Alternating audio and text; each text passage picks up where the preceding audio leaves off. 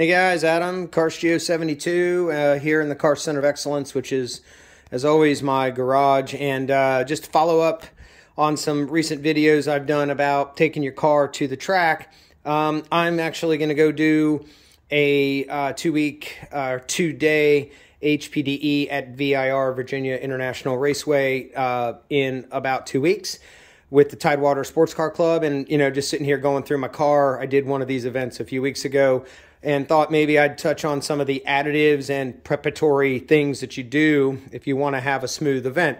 And one thing is additives and a few other fluids and maintenance type items. And here's a group of additives and some brake fluid here that I use that thought I would walk you through what they do.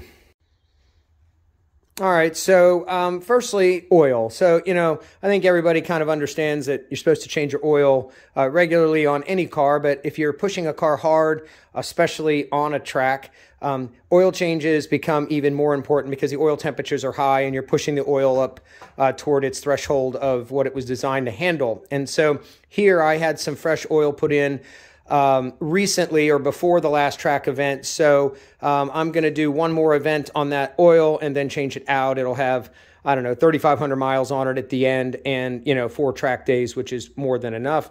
I've done tons of used oil analysis using Blackstone and know that, or feel comfortable with how I do my oil changing regimen. Primarily what happens is as you beat on the oil, you get more fuel dilution and the oil gets thinner, the viscosity drops. And so I'm comfortable changing it out after, you know, the 4 track days.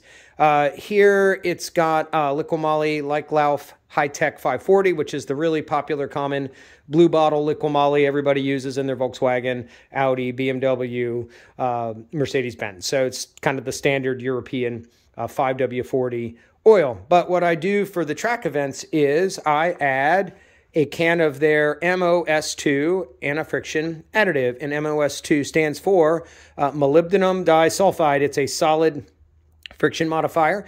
If you think about it, it's almost like a powder, like graphite powder when you were a kid and you lubed up the axles on your Pinewood Derby car. So it's a dark gray to black colored, thick, solid friction modifier that you just add to the oil. You don't want to overfill, so if you're already topped up on oil, you might need to remove the 300 milliliters that this can is.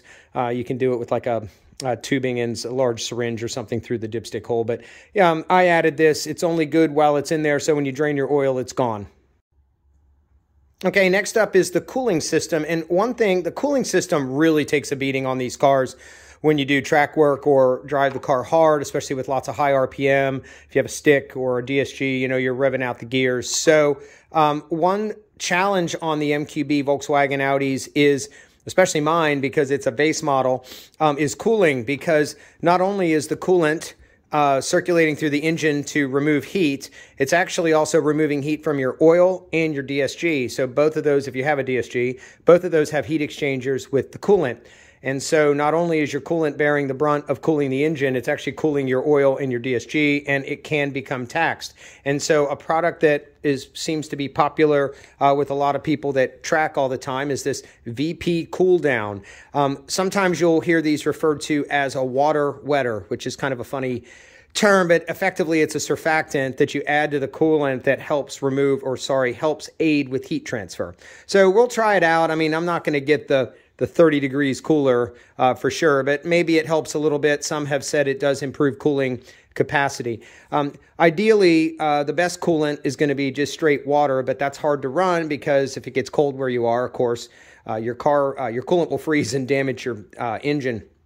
Also, straight water doesn't have any additives in it for anti-corrosion and things like that. So that's what this does, but it's not an antifreeze. So if you run straight water, you could just add a couple bottles, whatever their dose rate is of this, and be fine.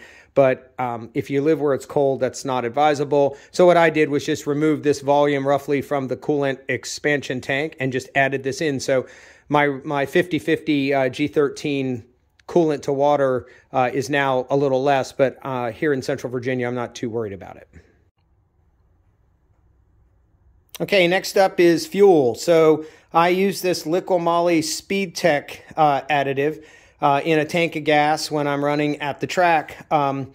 I normally run 93, and I definitely splash in a couple gallons of E85 for maximum knock resistance because I struggle a little bit here with winter blend fuels.